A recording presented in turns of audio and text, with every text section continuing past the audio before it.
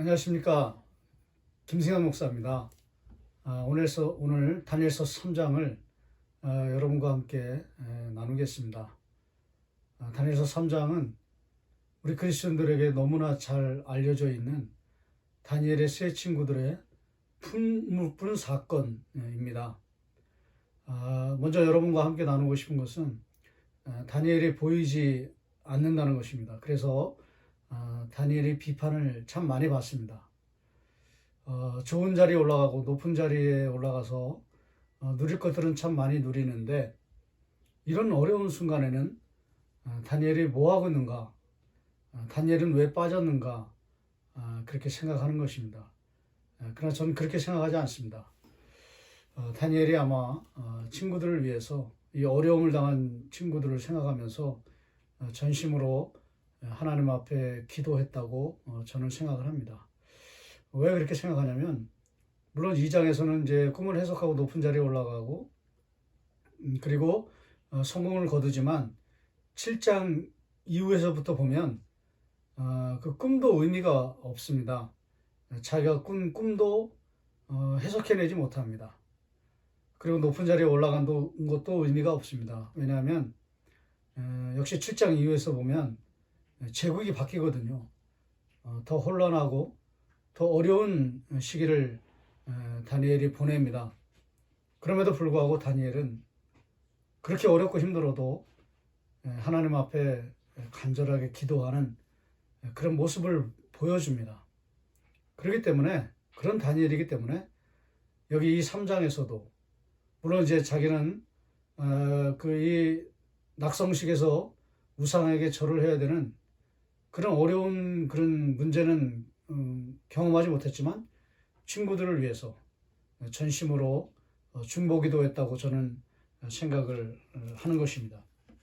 2장 49절에 보시면, 왕이 또 다니엘의 요구대로 사드락과 메삭과 아벳느고를 세워 바벨론 지방의 일을 다스리게 하였고, 그 다음에 다니엘은 왕궁에 있었더라. 사람들이 이제 왕궁에 있었던 것만 가지고 이 낙성식의 고난을 겪지 않은 걸 보면 참 편하게 신앙생활했다, 이렇게 생각을 하는데, 저는 열심히 친구들을 위해서 중보기도 했다고 생각을 하는 것입니다.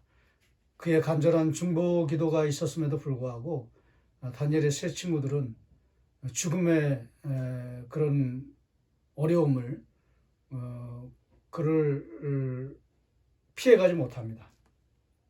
이 왕의 낙성식이라고 되어 있는데, 이게 제막식 같은 것입니다. 큰 금으로 만든 그런 우상을 세워놓고 거기다 절을 하라는 것이죠. 안 하면 이제 풀무불에 던져 넣겠다는 것이죠. 그러면서 이제 우리에게 3장에서는 가장 유명한 부분이 16절부터 18절입니다. 사드락과 메삭과 아벳느고가 왕에게 대답하여 이르되, 느부갓네살이여, 우리가 이 일에 대하여 왕에게 대답할 필요가 없나이다. 왕이여, 우리가 섬기는 하나님이 계시다면 우리를 맹렬히 타는 풀무불 가운데서 능히 건져내시겠고 왕의 손에서도 건져내시리이다. 야훼께서 우리를 지켜주시겠다, 그런 것이죠. 그런 고백이죠. 하나님을 신뢰하는 것입니다. 18절에 보시면 너무나 유명하지 않습니까? 그렇게 하지 아니하실지라도 왕이여, 우리가 왕의 신들을 섬기지도 아니하고 왕이 세우신 그 심상에게 절하지도 아니할 줄을 아옵소서. 우상 숭배하지 않겠다라고 하는 분명한 신앙 고백. 그러면서 그리 아니하실지라도, 이걸 이제 어떻게 해석하느냐? 우상 숭배를 거절한 신앙 고백이다, 이제 이렇게 해석을 합니다. 많은 분들이 이제 그렇게 해석을 합니다. 그러나 그거는 이 다니엘서 1장, 2장, 3장 전체를 깊이 묵상한 그런 해석으로 보여지지는 않습니다. 저는 사실 저에게는 개인적으로 어려웠습니다. 이 그리 아니하실지라도의 진정한 의미가 무엇인가, 이렇게 질문을 하고 답을 찾지를 못했습니다. 솔직히 말씀드리면 다른 분의 그 설교를 듣다가 그분은 이거 참 어쩌면 이게 대답이 될 수 있겠다라는 하는 것을 제가 이게 들었습니다. 그분 거를 그대로 이제 저는 옮기는 것 뿐입니다. 동의하고 옮기는 것 뿐입니다. 그분은 이렇게 해석했습니다. 여기 그리 아니하실지라도 라고 하는 이 신앙 고백은 우상 숭배에 대한 거절보다도 하나님의 뜻에 맞지 않기 때문에 거절한 것이다, 다니엘서 2장에 보면 그 느부갓네살이 꿈을 꾸지 않습니까? 근데 머리만 금으로 되어 있고 나머지 이제 은, 동, 철, 금으로 된 그 머리가 이제 부서지는 그런 꿈을 꿉니다. 머리만 금으로 되어 있습니다. 근데 여기 3장에 보시면 느부갓네살 2세가 그 금 신상을 세웠는데 머리에서 발끝까지 온통 금으로 된 신상을 세웠습니다. 60규빗, 그러니까 아파트 7, 8층 높이죠. 60m. 그 다음에 이제 3m 넓이는 거대한 신상을 온통 머리에서 발끝까지 금으로 다 신상을 만들었다는 것이죠. 아니라는 거죠. 하나님이 말씀하시는 건 뭐냐면 머리만 금이라는 거, 그것도 부서진다는 거예요. 근데 왜 머리에서 발끝까지 다 금으로 만든 신상을 세우는가? 영원하다는 거예요. 내 나라, 내 제국은 부서지지 않는다. 멸망하지 않는다. 영원하다. 실제로 이때는 최전성기입니다. 바벨론에. 그런 뉘앙스를 가지고 있는 것이죠.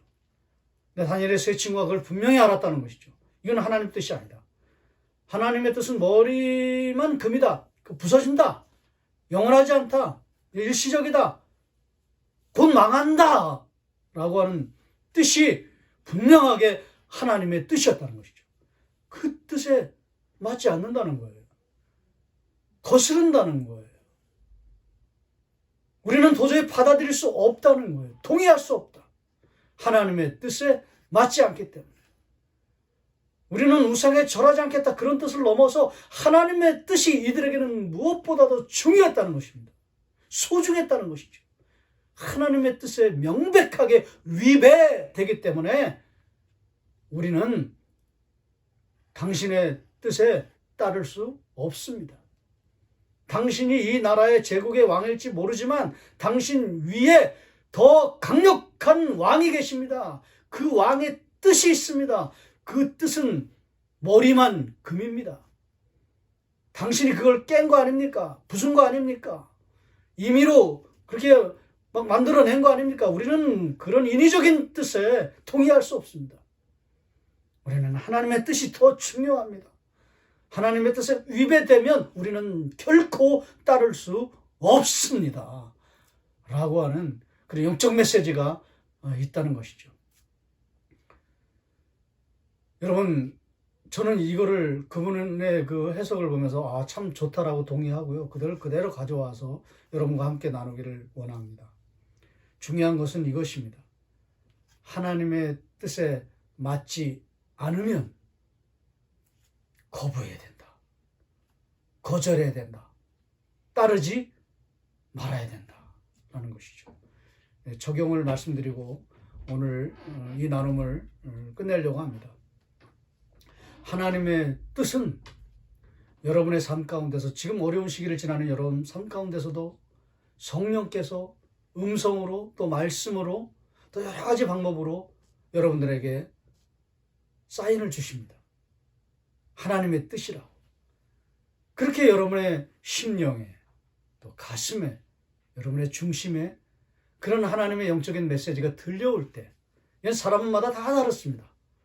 근데 분명한 거는 성령께서 여러분에게 하나님의 뜻을 분명하게 들려주십니다. 그럴 때 거부하지 마십시오. 외면하지 마십시오. 어렵고 힘들어도 따르십시오. 순종하십시오. 그럴 때 기적은 일어나고 축복이 열리게 되는 것입니다. 오늘 여러분과 함께 나누기를 원합니다.